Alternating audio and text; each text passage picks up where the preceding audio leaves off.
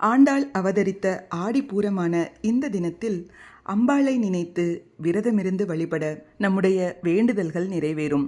முழுக்க முழுக்க அம்பாளுக்குரிய இந்த நாளில் பூஜை அறையில் விளக்கேற்றி குலதெய்வத்தையும் அம்பாளையும் நினைத்து வழிபாட்டை மேற்கொள்ளலாம். நாள் முழுதும் அம்பாளின் ஸ்லோகங்களையும் மந்திரங்களையும் பாடல்களையும் அம்பாளின் நாமத்தையும் உச்சரித்து கொண்டே இருக்கலாம்.